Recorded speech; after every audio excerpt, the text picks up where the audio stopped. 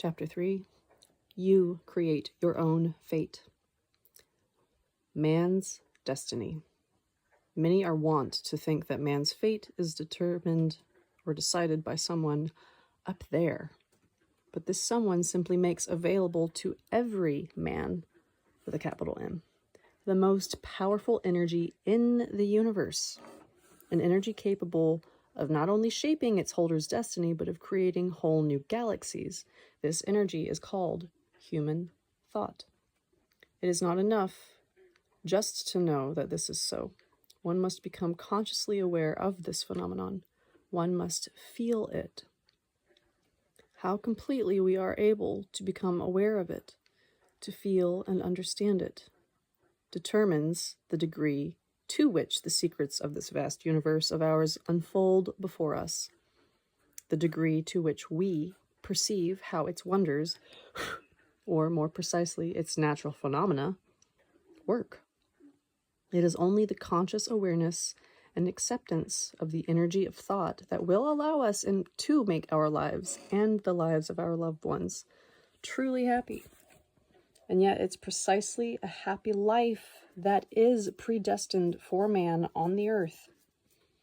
And so we are obliged to persuade ourselves of the indisputability of the following conclusions. First, man is a thinking being. Second, the power of the energy of thought has no equal in the universe. Everything we see, including ourselves, is created by the energy of thought. We can name off millions of objects, from a primitive hammer to a spaceship, yet the appearance of each one of these is preceded by thought. Our imagination builds a material object in space unseen to our eyes. Just because we don't yet glimpse it materialized does not mean that this object does not exist. It is already constructed in mental space, and this is more significant than its subsequent materialization. A spaceship is constructed by the thought of one or more people. We still don't see it, we can't touch it, yet at the same time, it exists. It exists in a dimension invisible to us, but later it materializes, taking on a form we can see with our ordinary sight. Which is the more important in the construction of a spaceship? The craftsmanship of the worker executing the details according to the blueprints presented to him, or the thought of the designer and the builder? Of course, the physical labor on any project is absolutely necessary, but nothing can displace the primacy of thought. A real spaceship can suffer a catastrophic accident caused not by some kind of defective part, but always by an inadequately developed thought. In ordinary parlance, it is known as thoughtlessness.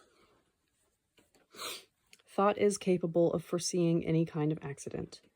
In thought, there are no unforeseeable situations, yet all sorts of accidents and irregularities do happen.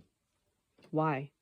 Because of haste in turning the project into material reality, not allowing it to be sufficiently thought through. Anyone who thinks this through on their own can come to the same indisputable conclusion.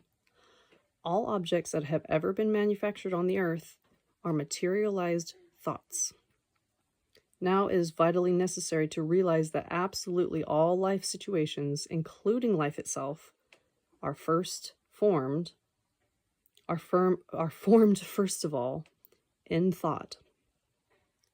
In the world of living nature we can see, including man himself, was originally formed by God's thought. Just like God, man is capable of forming with his thought not only new objects, but his own life situations as well.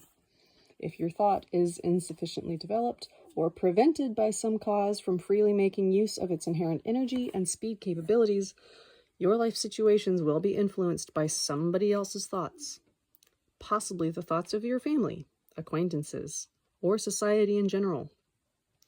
But note that even in this case, your life situations are determined aforetime by human thought.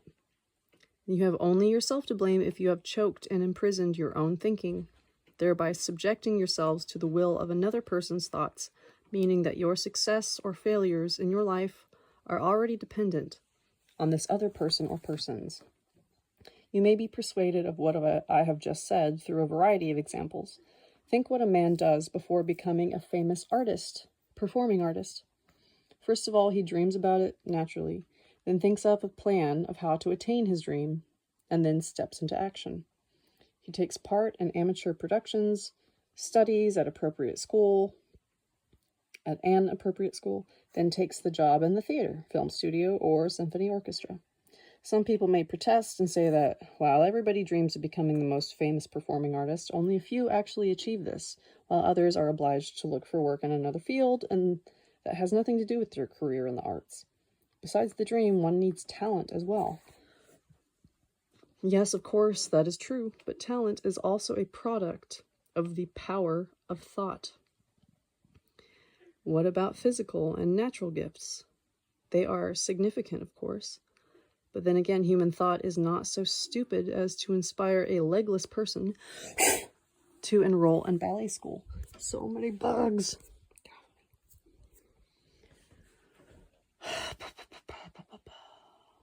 How can it be, the reader may wonder, if everything, even one's profession and well-being, depended on one's own thoughts, then surely everyone would be rich and famous, and there wouldn't be any people ecking out a pitiful existence, rummaging through garbage dumps in search of something to eat. Well, let's head off to a garbage dump, the literal sense of the word.